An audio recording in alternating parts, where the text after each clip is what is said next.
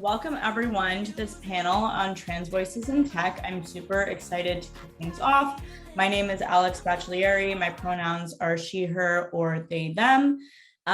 Really want to welcome you all to this space. And before we get into the panel, Ruben, if you want to go to the next slide, I do want to start off with a land acknowledgement. So I want to recognize the importance of, not all of us are calling in from Canada, but I am currently based in Toronto, and I want to recognize the importance of the place we call Canada within our diverse community, and recognizing that this place we all call home is really composed of the traditional territory of many diverse First Nations, as well as similarly for those calling in from the US.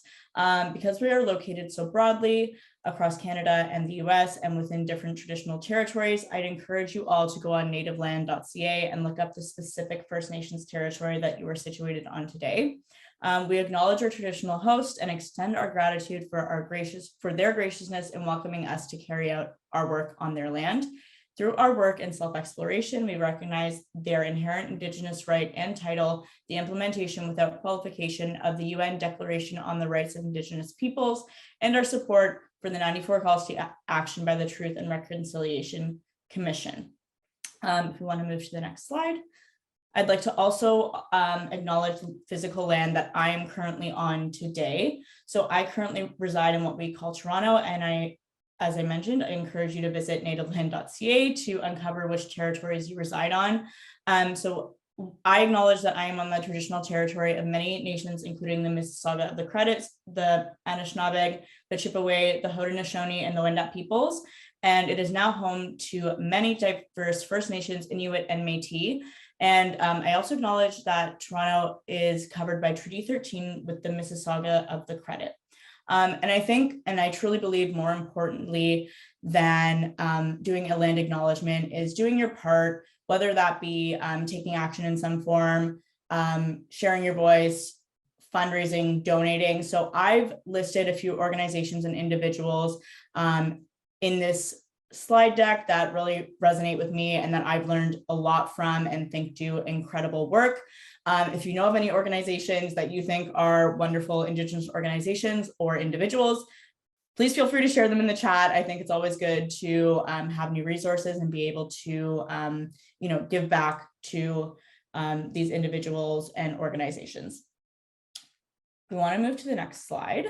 I would also like to go over our code of conduct. So our events are dedicated to providing a harassment-free experience for everyone, regardless of gender, gender identity and expression, age, sexual orientation, disability, physical appearance, body size, race, ethnicity, religion, or spiritual belief, and technology choices. So next slide again, please. I want to highlight that all attendees, speakers, sponsors, and volunteers at our events are required to agree with the following code of conduct. We will be enforcing this code throughout the event, and we expect cooperation from everyone here to help ensure a safe environment for all. In the simplest terms, we do not tolerate any form of harassment of event participants, and any participants engaging in harassing behavior will be removed from the event. If you are being harassed, you think you may be being harassed, or you see someone else being harassed, please contact us, at support@gradientspaces.ca, or you can message in the directly via Zoom anyone in the Gradient Spaces chat. We have our names in our Gradient Spaces in our names, or if the team wants to sound off in the chat right now, that would be wonderful as well. And if you want to view the full code of conduct, it is linked right there below. We want to move to the next slide. So a little bit about what Gradient Spaces is. Some of you might be very familiar with us, some of you not as much. So what we're building is a future built by all of us. We're building affirming, generative, and joyful spaces for 2S and LGBTQIA people to grow and innovate together. You can check us out on all social media platforms at Gradient Spaces, or visit our website, gradientspaces.ca. Next, I do want to pass it over to Jason Blanco to share a note on behalf of our sponsor, Momentive. Thank you, Alex. Hello, everyone. My name is Jason Blanco. My pronouns are he, him, his, and I am a co-lead for the Queerius, Momentive's 2S LGBTQIA+ employee resource group. And I want to thank Grading Spaces for organizing today's panel.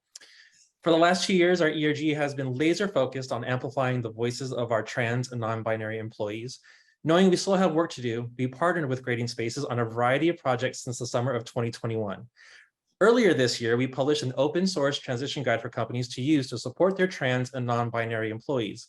And this is the second panel they have organized with us to create visibility for trans voices in tech. I wanted to say thank you to our panelists, Andrea Ross, Ailsa Blair, Ameera Ladak, and of course, our moderator, Alex Baccellieri, for being part of this event. And lastly, thank you to Momentive for sponsoring this event. I hope you all enjoyed the conversation. Alex, over to you. Great. Thank you so much, Jason. And if you're interested in the work we do with Gradient Spaces, I would love for you to check out the link below, gradientspaces.ca/2022-pride. We're having a call for volunteers. We would love to have more individuals volunteer for us. And if you're interested in sponsoring or donating as well, you have those options additionally. So now with that being said, I would love to get into the panel and also introduce our panelists.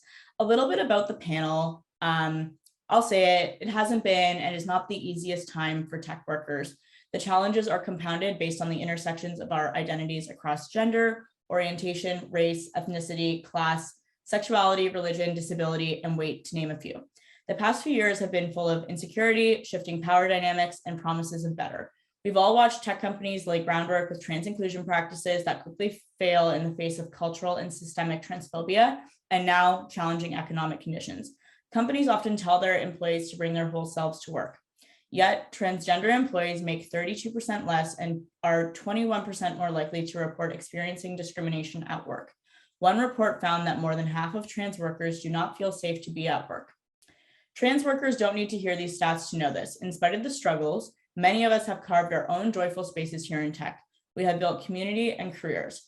For all the change that is needed, we also want to recognize the progress we have made, those who have paved the way and those who still need doors open.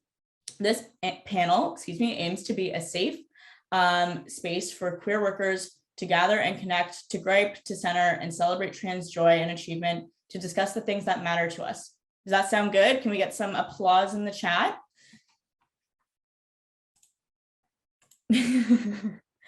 Great. With that being said, I am going to kick it off and introduce our panelists. So our first panelist is Andrea Ross, pronoun she, her. She is a multi-intersectional senior engineering leader. She's been working in software engineering for nearly 3 decades at several recognizable companies, including SurveyMonkey, Shopify, Eclipse, Nortel, and more. She has developed technology solutions for multiple sectors, including telecom, database, education, healthcare, geospatial, government, and more. Her role at Momentive as Director of Engineering has her and her organization using quantitative and qualitative analytics to inform the creation of architecture and platforms her team builds to increase the velocity of developers creating high quality and secure software for Momentive customers. Let's give a big welcome to Andrea. Moving on, Ailsa Blair, pronouns they, them, has more than a decade of experience within design and leadership across financial services, animal care, retail, legal, and nonprofit sectors. They've helped clients define innovation, product, and design concepts and reimagine their user experiences, as well as address regulatory compliance and governance challenges. Ailsa has previously worked with payments and credit services at fintech companies Zayzoon, FreshBooks, and Wave Accounting, and within the legal document space for Clio. They are currently working for pet telemedicine scale-up Vetster as their Director of Product Design.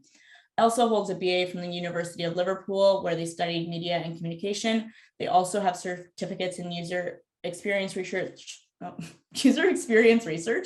Akendi and digital media skills from OCADU. In their spare time, Ailsa enjoys watching and playing football, or as we know it, soccer, hiking with their pup, Bruce, and spending time with friends. On a rainy Vancouver day, you can find them hauled up indoors with a book, the Nintendo Switch, or the latest episode of Drag Race. Once summer hits, they're more than likely out on the water or hanging out at the local beach. Let's give another warm welcome. I see it going off in the chat for Ailsa. And our final panelist, we have Ameera Ladak, pronouns also they, them, is a retail supply chain partnership manager at Shopify. Prior to this, they were the global supply chain manager at Black Square Inc. and have held progressive supply chain roles at Canadian Tire and Labatt. Ameera is also a super contributor for The Mighty, a publication bringing more humanity to health, where they have over 50 bylines published. With a strong focus on mental health, intersectionality, and neurodiversity, their pieces have reached 100,000 plus readers. They are passionate about equity, justice, diversity, and inclusion, and volunteer as a DEI trainer and facilitator for the Ismaili Council for Canada. Ameera is based in Calgary, Alberta, and enjoys collecting whiskey and Lego sets. Let's all give a warm welcome to Ameera. Great, moving into that, do we want to spotlight all the panelists so we can see their lovely faces?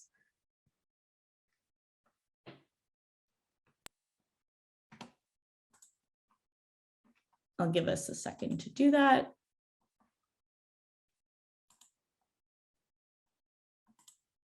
I'm going to pin myself, add pin. This is really fun when I'm doing this right now.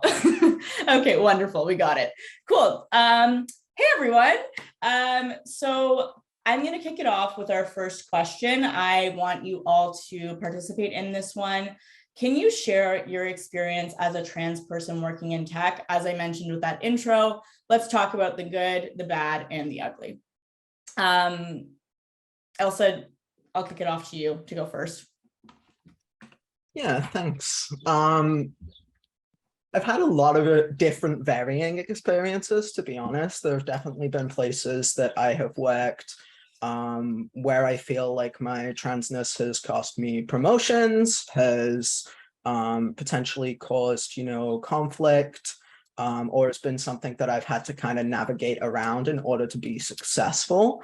In saying that, like, it's not always been the case. There have been a couple of companies that I've been at that have been incredibly wonderful. A good example is actually right now working at Vetsta, like there's 60 of us maybe. Every single person since I joined has basically made the effort to get my pronouns right, has removed like gendered language from kind of the meetings. It's been really wonderful to see, and has just made me feel appreciated and kind of at home, which is how everyone should feel when they go to work every day. I completely agree. That's amazing to hear the night and day shift from previous work experiences to the space you're in now. Ameera, I'll turn it over to you. Yeah, I kind of echo some of the thoughts that Ailsa has here, right? There's this roulette you almost play when you join any new workplace of if they're going to be inclusive or not. I'm really lucky that my team is absolutely fantastic and they're wonderful.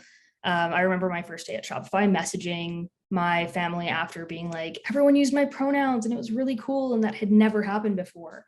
And, I think on the flip side, the downside of that is that had never happened before, right? And so in all these workplaces where something as simple as just using someone's pronouns, which, I kind of think is the bare minimum, couldn't even be done. I mean, if you then look at what trans inclusion looks like in the workplace with, are there gender neutral washroom facilities, or, is there a statement that you can use whichever bathroom aligns best with your gender?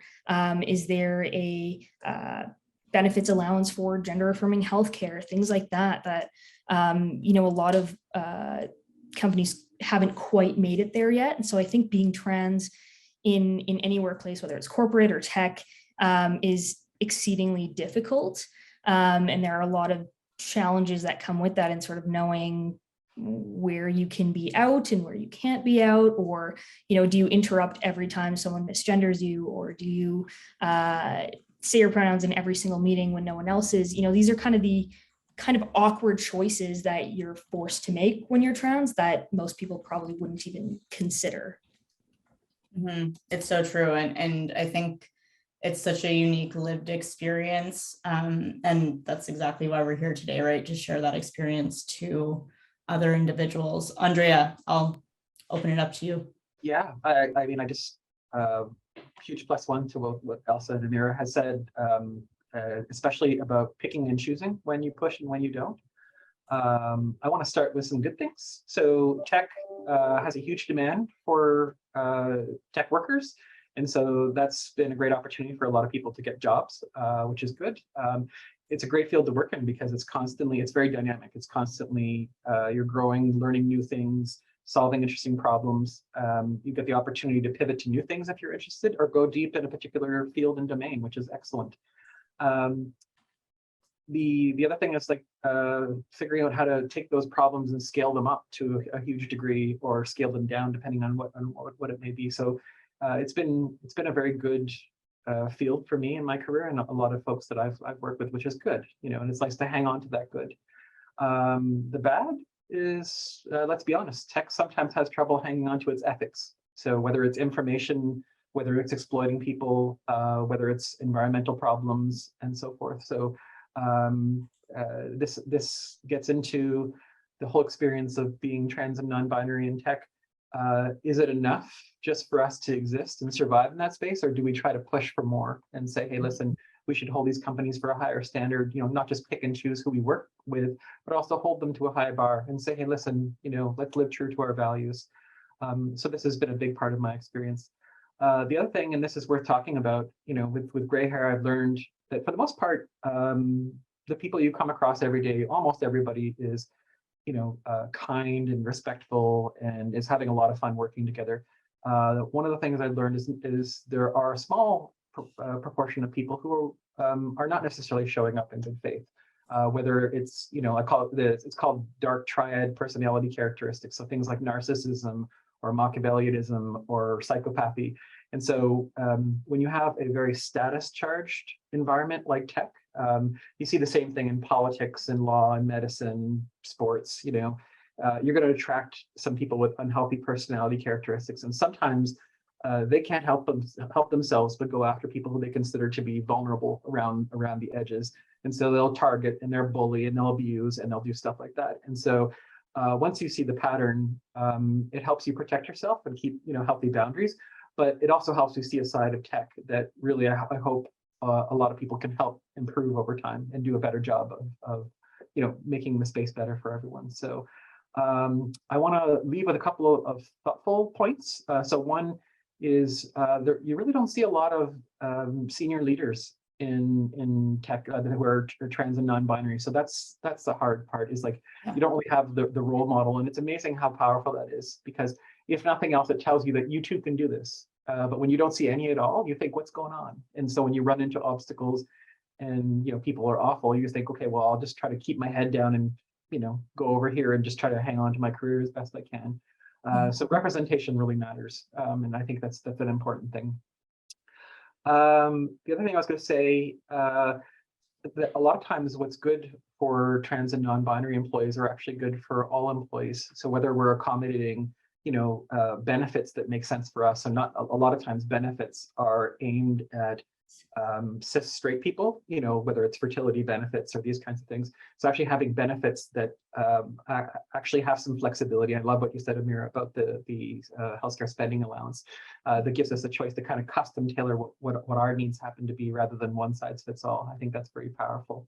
So yeah, whether it's, you know, trans, non-binary, whether it's, you know, Black, Indigenous, neurodivergent, you know, people from many different groups, being respectful and accommodating and providing space, I think really makes a big difference. It makes tech a wonderful place to work in, which matters because we need talent to build our products and serve our customers. So I completely agree. And I definitely think, like, we spoke a lot about this in the drive on as well. And when, you know, we selected the panelists about that representation and that being a big piece for even, you know, coming out and all of these things. And y'all are here being that representation today. So I applaud you for that. With that being said, what would you all say is, you know, the highlight or the best part of your job that you're in, and what, you know, what makes you excited to come to work, whether that be personally or professionally in your role? Ameera, I'll turn it over to you to kick it off. Yeah, thanks. I think there's so much that I truly love about my job. I mean, supply chain is something I've always been passionate about, so that's very exciting for me. And most people, their eyes kind of glaze over once I start talking about freight rates and cargo, and this boat getting stuck in the Suez Canal, and it's the greatest supply chain news story of the century. But a lot of my job is really about building connections with people, and figuring out what they need and what I need, and how we can support each other in making both of us as successful as possible. And I think that's always really rewarding when you can see your success tied to someone else's, and you're both kind of working towards this collective goal, despite the fact that you have your own individual interests.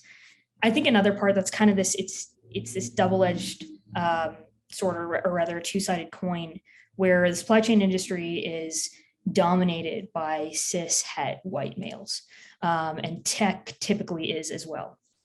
And I check none of those boxes. And so to exist in the intersection of these two spaces, where nobody looks like me, and I'm kind of this underdog in a way, to still be running in those circles is rewarding, because it feels like there's progress being made. And I mean, I'm not happy, to be the only one in those spaces. But, I'm happy that there's a space starting to be carved out. And, I can then carve out more spaces for that. And I think that's the most rewarding, is not, being in that space, but knowing that I can use my presence in a particular space to then bring others into that space as well. Amazing. I completely agree. Ailsa, what would you say is your favorite part of your job? Yeah, from a professional standpoint, working at Vetsta, like, we're a very young kind of scale up. So being able to build out a team and a process, and really kind of just be in complete control of that as a learning for me is wonderful. Personally speaking, I get to work with a couple of friends, which is great, but also a bunch of really kind collaborators that I get to spend, most of my day with. So it makes it exciting to come into work. Plus, I also work in the pet space, so it's really hard to not feel good about that. Everyone always has at least a cat or a dog on Zoom, so it's great. That always makes my day, having furry friends in the Zoom panels. Andrea, how about yourself?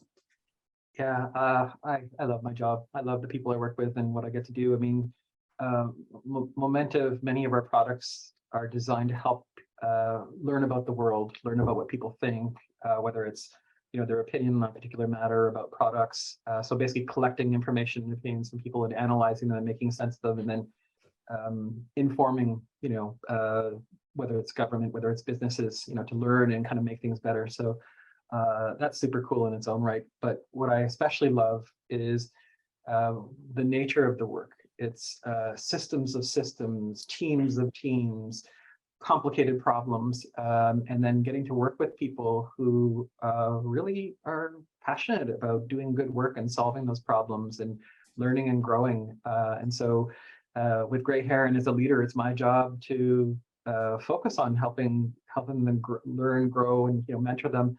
Who wouldn't love to do that? It's just magical and wonderful. And then of course they thrive. It's there's no life like it. It's really is fantastic, and I'm very grateful for the career that I've had so far.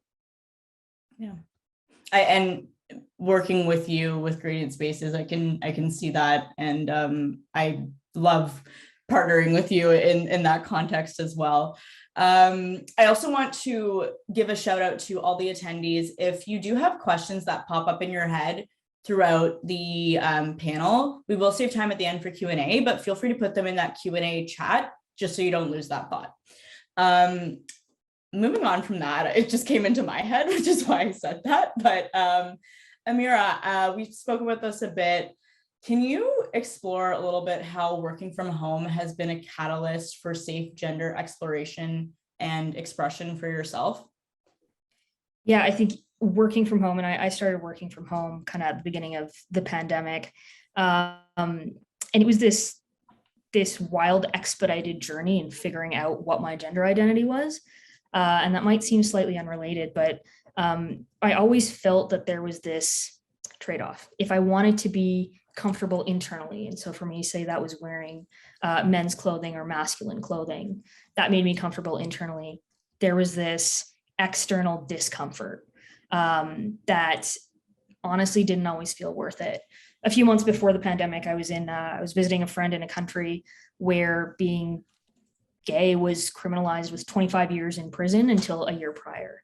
So I remember going down to the beach and I was wearing swim trunks and I was so uncomfortable, just so scared looking over my shoulder all the time that I was like, should I just like worn a bikini or something, and just felt uncomfortable in that way, because at least then it was an internal thing versus my safety being potentially at risk.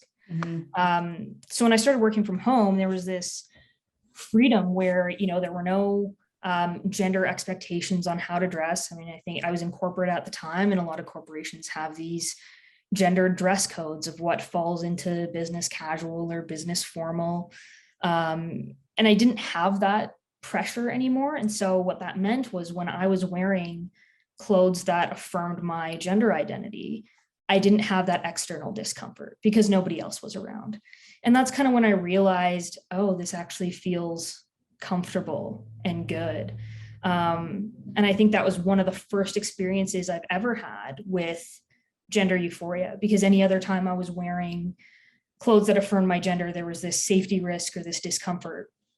So I think it was a set of like 5 pairs of boxers or something that I had picked up because we were in a heat wave in Toronto and it was sticky and disgusting and hot. And, you know, when you're working from home, you just see this up. And so I was like, yeah, I can wear boxers all day.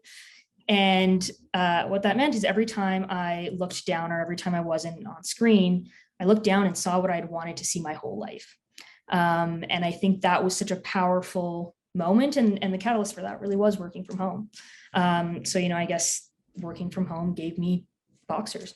And in a roundabout way, I think that was really helpful in me sort of not figuring out who I was, but becoming more okay with who I was and realizing that, oh, wait, this actually does feel really good when there isn't that external, you know, BS happening from people who will judge you or look at you differently or threaten your safety.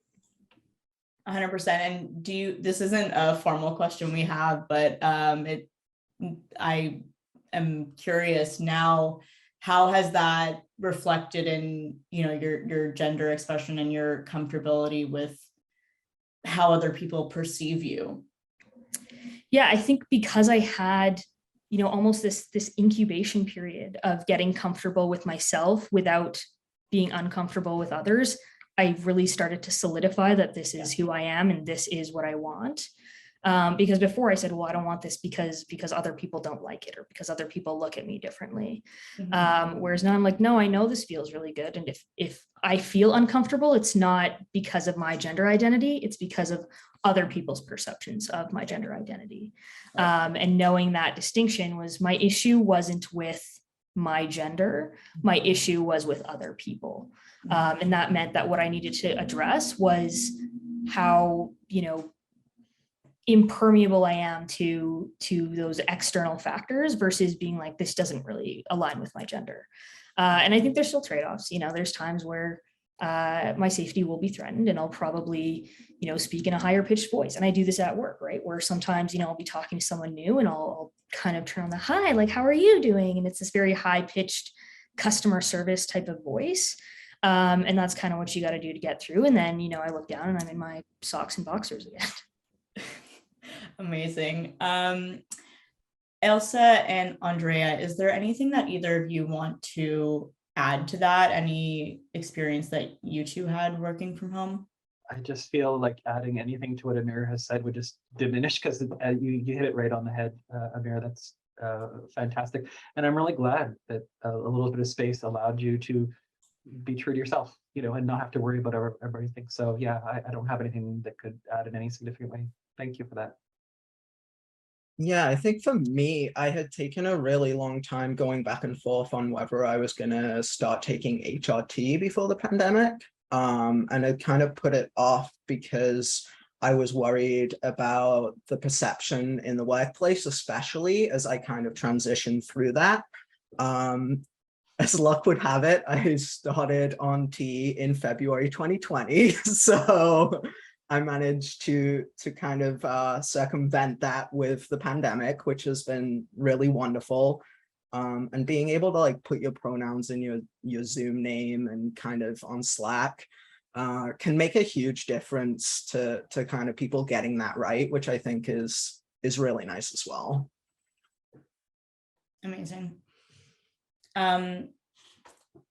This is another question. I actually think all of you can have some experience with this, but for those that don't know, intersectionality is a term coined by Kimberly Crenshaw, and it is a framework to understand how aspects of a person's identities, combine to create different modes of discrimination and privilege. The ask and the question here is, how have intersections of your identity impacted your experience? Ameera, I know this was something that was really important to you that you wanted to speak to, so I'll turn it over to you to kick it off, but I think everyone on this panel has something really great to add to it. Yeah, I think talking about intersectionality in any of these conversations is critical to speaking to the different experiences based on people's different identities. And I also want to call out that, Kimberly Crenshaw coining intersectionality was a framework specifically designed to speak to the unique compounded marginalizations that Black women specifically face. And, this term has sort of been co-opted by a number of different communities to describe this compounding of marginalization, but it's really key to understand that the roots are from Black women and Black feminism. So from my kind of experience, I exist at the intersection of so many different identities, right? So I'm brown and I'm trans, and up until recently, and still I'm very often mistaken for a woman, and I have a disability, and I can stack all of these things, and what that does is it creates an environment that makes it really hard to get sponsorship. So mentorship is one thing to get, right? And people will tell me all the time, well, if you do this, or you need to do this, or change this about yourself, but it's hard to find sponsors, because sponsors go after people who look and think like them. And it's very hard to find gender nonconforming or trans or non-binary, brown folks with disabilities, because, and Andrea was talking about this earlier about representation and the importance of it. And with intersectionality, the more intersections you exist at, the harder it is going to be to find representation that really fits, right? So I can talk to a, white trans person, and their experience is going to be inevitably very different from mine. Or I can talk to, a gay brown person, but they may not understand what it's like to be trans. And so I think the more intersections you exist at, the more complex it is to find belonging and to find understanding, and even beyond that to prove your competency, because you're kind of starting at this. You're starting kind of way behind the start line with all of these various identities that are designed to you're starting with all these identities in spaces that are not designed for you. And not only are they not designed for you, they're designed against you. And so, trying to overcome those compounding challenges is that much more difficult. I completely agree. Just looking at the time, I think I want to move on to the next question, but if we do have time at the end, we can always come back to this. So not everyone, as we know, comes out at work. And I think this is actually something Lester posted in the chat as well. So I hope this will help answer your question. But not everyone comes out at work, not everyone transitions, and some do. Each of these are all valid experiences. In your experience, when do you feel like you can be and feel your most authentic self at work? Andrea, I'll turn it over to you to answer that. Yeah, thank you. What a great question. And I saw your question in the Q&A, Lester, as well. I want to start by building up just a little bit. That why bring your authentic self to work in the first place? I mean, aside from it being the moral and the right thing to do, I mentioned earlier, we're solving complex problems. We're working on solutions to things that takes that we can't do on our own. We need a team, we need a company, you know, we need, it's bigger than us. To do that successfully requires trust. And then to create trust, to build trust, and to maintain trust requires authenticity. So without authenticity, it's that much harder to go after these larger problems, you know, building products and services to serve customers or whatever it is that the organization is aiming to do. So this is important to understand. There's a good business reason for authenticity and for making space for people to be authentic at work. Now, that said, it's complicated because you never really know for sure how people are going to react.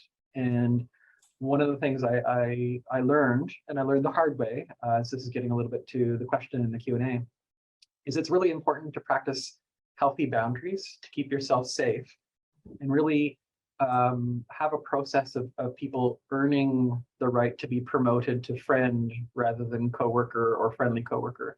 That what this means is that if you don't know for sure, then treat your coworkers respectfully, and polite and collaborate. But careful how much you confide in them, and share because it could backfire. Now, as you can imagine, believe very strongly it's important that people have the ability to show up at work and be their authentic selves.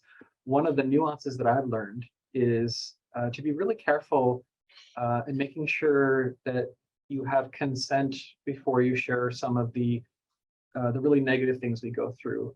Somebody recently taught me about the term trauma bombing or trauma dumping, I think it was what it was.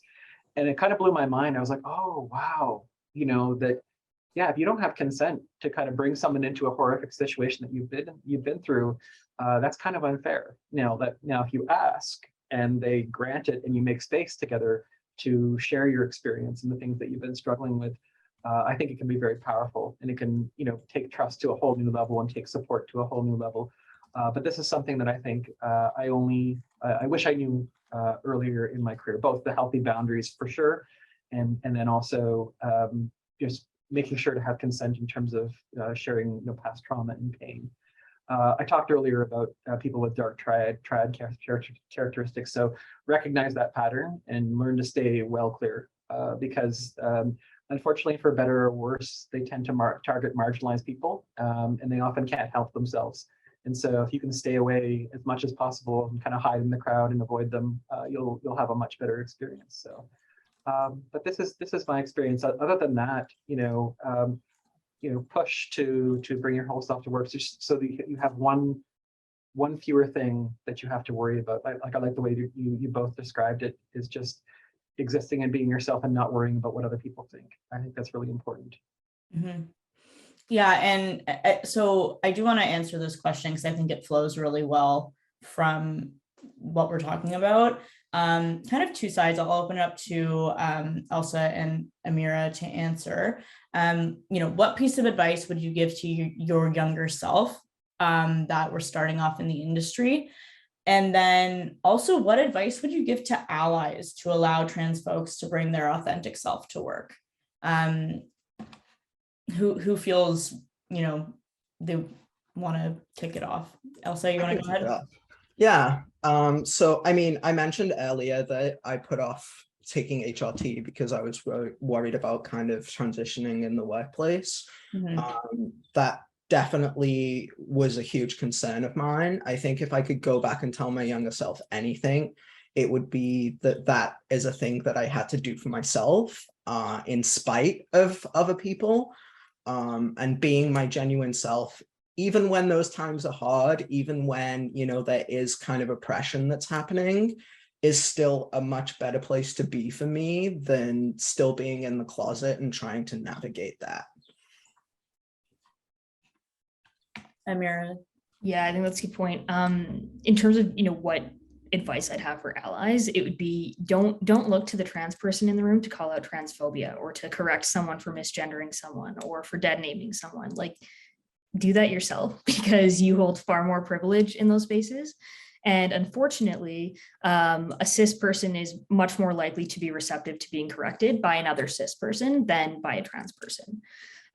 So I'd say that's an important part. And the other part is I'd ask any allies here to think about how your workplace is trans inclusive, not just LGBTQIA plus inclusive, but specifically trans inclusive. Because I think a lot of tech companies fall into the trap of sort of being like, yeah, we've got gay people at work here, it's great, without actually thinking about how are we truly designing our systems and our spaces for trans people. Completely agree. Andrea, is there anything you'd want to add to that? Yeah, I guess I was just going to add, I'll hit enter on the chat rather than typing it, I'll say it. One of the things that I wish my younger self would have known is that, some people are left-handed, some people are tall, some people are short, some people have different colors hair, some people are trans and non-binary. It just is. Yep. You didn't ask for it. You didn't do anything wrong to it.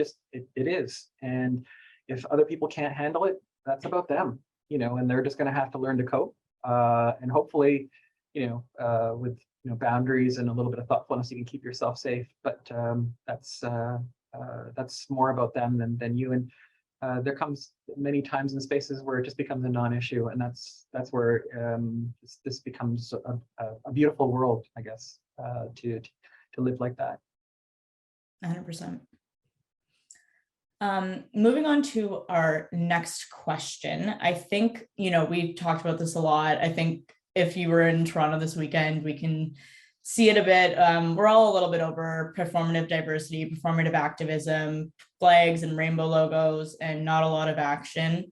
So what are some ways organizations can move beyond rainbow capitalism to make tech a more equitable space for trans people? And Ailsa, I'll turn it over to you to lead the way. Yeah, I think first and foremost, it's like, are you donating to kind of the organizations that are actually going to help trans folks, whether it be in tech, outside of tech, just surviving day to day? If you're not, probably don't put that rainbow flag on your logo. Think about what you're doing internally as well. How are you supporting trans folks within your organization? Again, like we talked about healthcare earlier, joining an organization for me, like waiting for that 3-month healthcare period is really problematic because I am on patches for testosterone and they are hella expensive. So like not getting that from day one causes an immense amount of issue for me.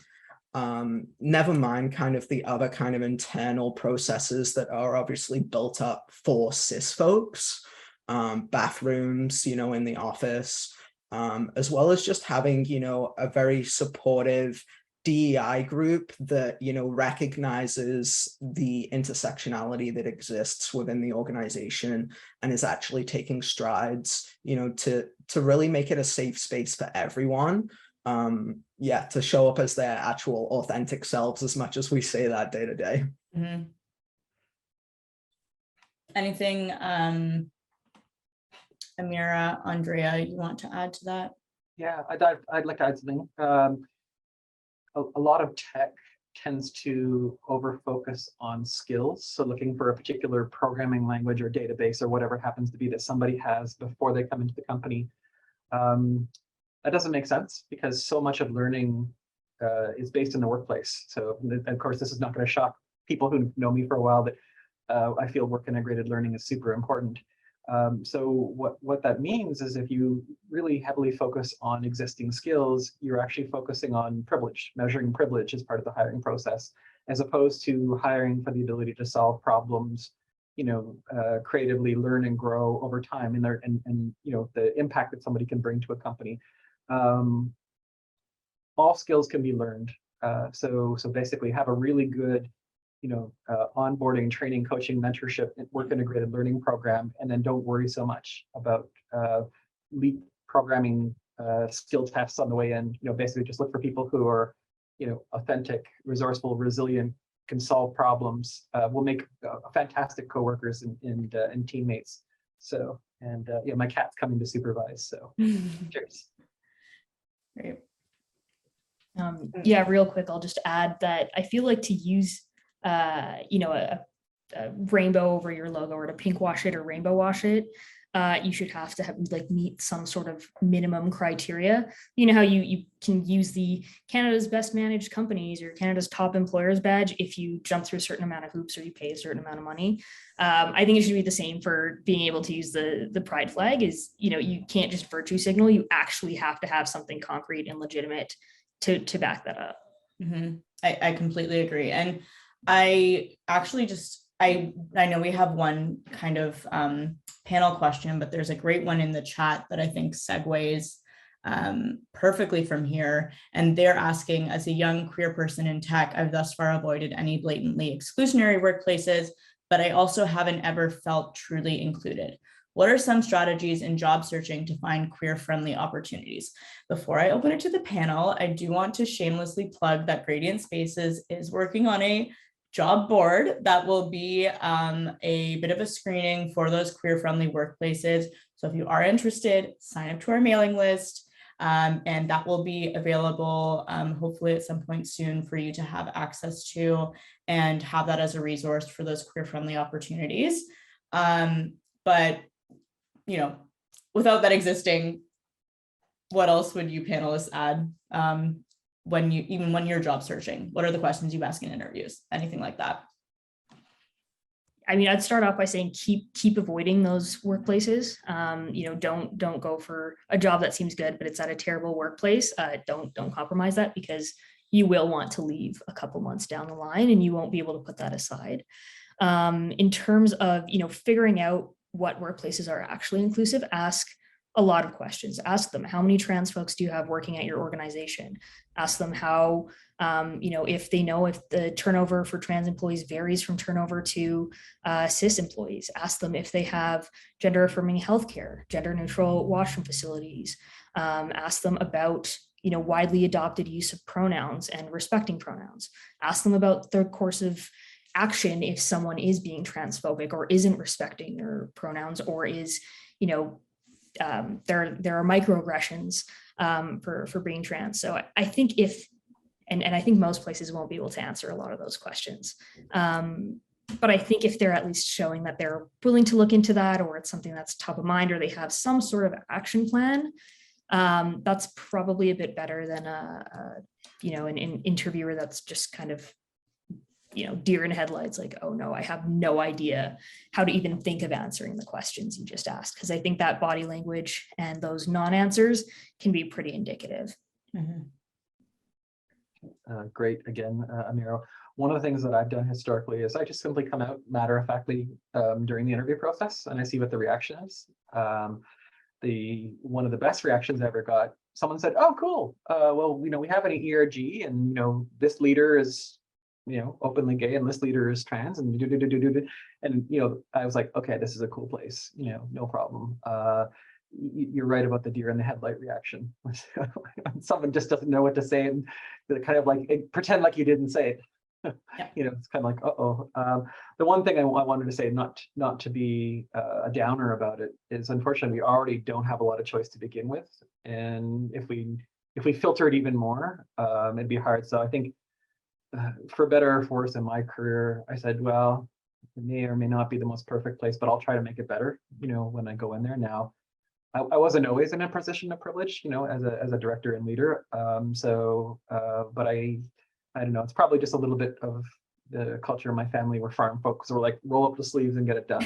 Do what needs to be done. But yeah, there is a reality of if we self-censor and self-filter ourselves out, then, you know, nothing will ever change. So we've got to kind of balance that. But this is not to counteract your great points, Ameera. They were spot on.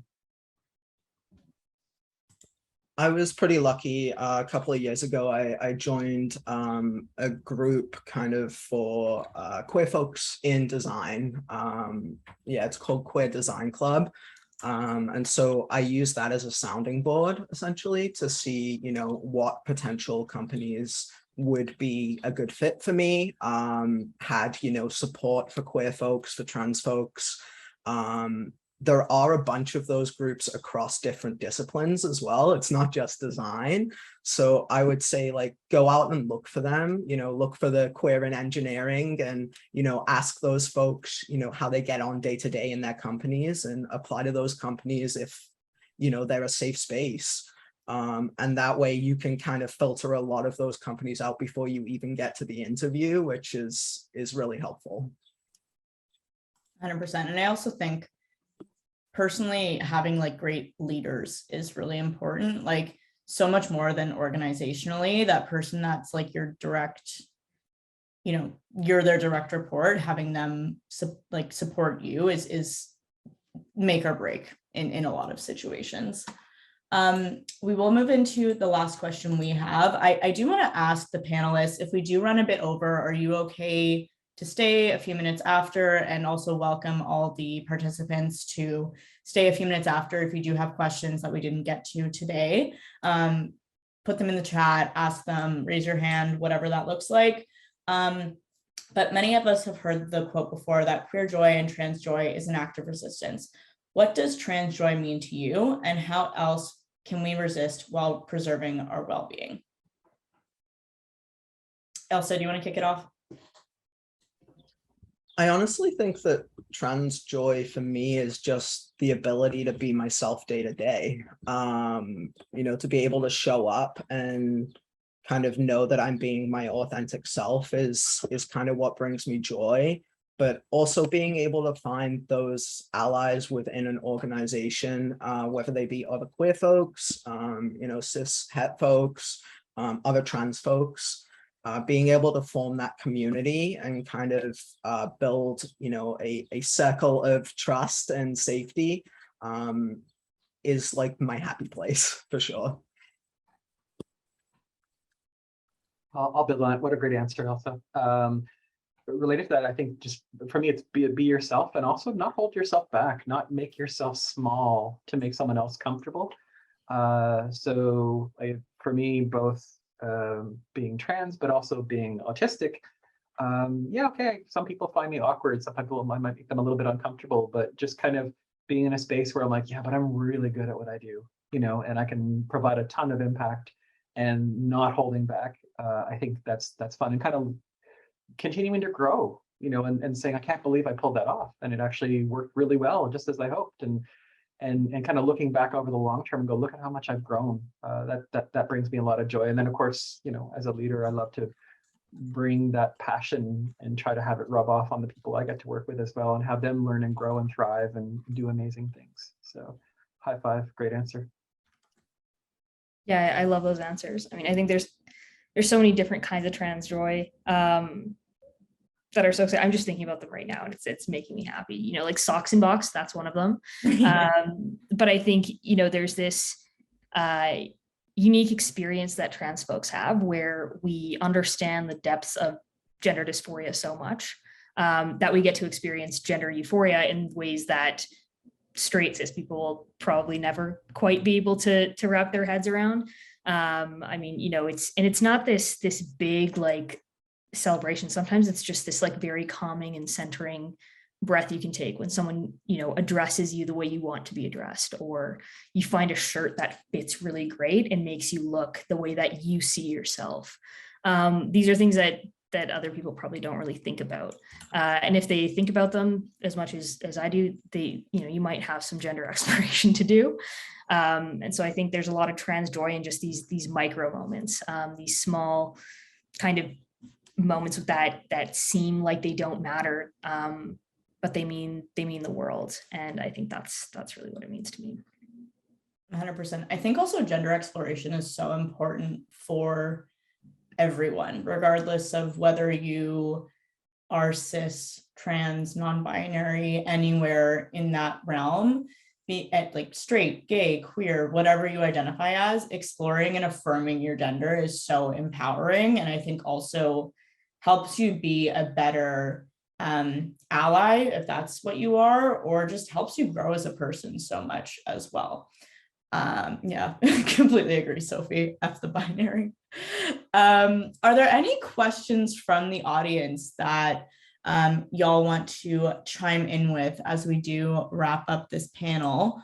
Or is there anything that you panelists wanted to speak about that we didn't get to discuss today? I don't know if we want to go back to that intersectionality question, if there's any pieces that Ailsa and Andrea wanted to add there.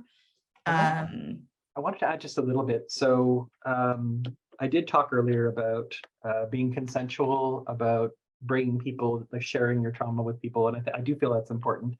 And holy cow, I've learned from that because I think I've made that mistake in the past.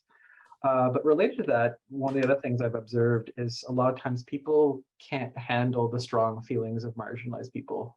They can't handle our frustration and our anger. And for the allies out there, try to get pissed on our behalf so we don't have to be angry all the time. Because this is the thing, is that people, and this is not just a trans and non-binary thing or even just a queer thing. This happens to Black people probably even more often than anyone, or Indigenous people. And so I think as a compassion thing, ask first why people are angry, and if you look a little deeper, you say, wow, if this has been going on for that long and it hasn't been resolved and improved upon, it is a normal reaction to be angry, and making space for that, even though it might make us uncomfortable. So that's one important thing I wanted to add. 100%. Ailsa, any final thoughts? Yeah, I think just echoing what Andrea said, it's exhausting, having to go through the macro aggressions, let alone the microaggressions day to day. So just take note, when the trans folks in your life look uncomfortable, look tired, and really step up and help them, because speaking from experience, it makes the world of difference to have support like that. And it really kind of gives us the ability to go through the day, like knowing that someone at least has our back, which, is very rare to find sometimes. Completely agree.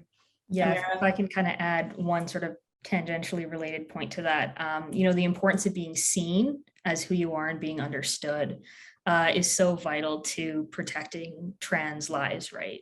And I think, kind of a call to action I have for anyone who's in tech or an ally is, when you're designing events, don't make trans folks an afterthought or an add-on. So, don't make your women in tech event a women in tech event, but non-binary people are welcome too. Don't make your LGBTQIA+ event exclusively catered towards, I call them the business gays, right? The socially acceptable, gay folks that are generally able-bodied and fit and good-looking. You see this happening with Pride events all the time, and what the faces of, queer communities and queer ERGs are. I think it's important to do things like we're doing today in this panel, is centering trans voices and, specifically thinking about how we can be intentional about that inclusion. 100%. I completely agree. And intention is so, so important. Okay, with that being said, there is a last minute question coming in. Love it. Okay, let's see. Let me read it. As you've been more comfortable with your identity, how do you handle leadership in the organization who seems uncomfortable with you being transgender? Is this an opportunity to educate or better to withdraw? Ooh, that's a can of worms. I always try to engage, honestly, but I think also with time, experience, maturity, and humility, sometimes you just have to recognize that you didn't make them that way. No amount of love, care, and compassion engagement is going to change them. And so you just have to look out for yourself. Some of the most painful things in my career came from trying and being vulnerable and not being willing to give up on someone who wasn't making an effort. I think the vast majority of times it works marvelously, but every now and then you'll run across something that's just a lost cause, and recognize it and save yourself heartache and pain. Yeah, I think before deciding to, educate or withdraw, I would probably assess what are the power dynamics at play here. What power do they have? Not just in terms of what is their position in the organization, but what other privileges do they hold? And what privileges do I hold or not hold? Two, is this going to put my safety at risk? The safety of my career and my financial security, the physical safety of me. And if, the boxes are all checked as, okay, yeah, like there's a power dynamic I can work with, this feels safe. Then the third point is, do I believe in their capacity to change? And Bell Hooks has this really great quote about accountability and believing in someone's capacity to change and still holding them accountable as if accountability is an act of care. So if I actually really like this leader, I would definitely want to educate them. And I think, assessing their openness to it and willing to apply what they've been told, because I think we've all been in positions where we've tried to educate and it goes nowhere, and we try again and it still goes nowhere. And at the end of the day, you kind of have to protect your own sanity. And so, do what feels best. And if, it requires withdrawing, it can be as simple as removing yourself from that conversation, or it might be a larger systemic issue where you have to ask yourself, do I need to leave this organization? And I've done that before. I've left organizations mostly because they are not inclusive. And I think that's a very important choice to make. And I hope that, folks who are in those positions have the privilege to do so and disengage and protect their safety. Yeah, I've definitely left organizations too, because of that lack of inclusivity. I think also it really depends, like Ameera said, like what those power dynamics are. Are they your direct manager? If so, like that's probably a time to withdraw. And unless you kind of really believe in their ability to change, like in my experience, that's probably time to think about leaving. If it's someone, who is potentially in a department that doesn't touch your kind of day-to-day work, maybe it's not your job to educate them, maybe that's something that HR should be figuring out, the DEI group should be figuring out. But if you have the energy, the spoons to be able to do so, I always believe in kind of giving people the chance to change. So do what you can to kind of educate them when you can. Amazing. I will give, a few more seconds for any last minute questions, but I do want to thank all of the panelists for taking the time out of their day to participate. It's been so amazing and invigorating, and for me, a lovely end to this Pride Month. And I do want to again give another shout out to Momentive for sponsoring this panel. Thank you so much for allowing us to do this work with you. It's so empowering and really brings me so much joy. And thank you all for attending. We do this for you, so we're so happy you're here. And I will hopefully connect with you all soon offline. Again, if you're interested in volunteering, definitely reach out. There's a lot of resources shared in the chat that I've been trying to collect, and hopefully we can distribute via email. We'll share this recording after, and I hope you all have a lovely rest of your evening. With that being said, I'll let you all go and have a happy Pride. Bye, everyone.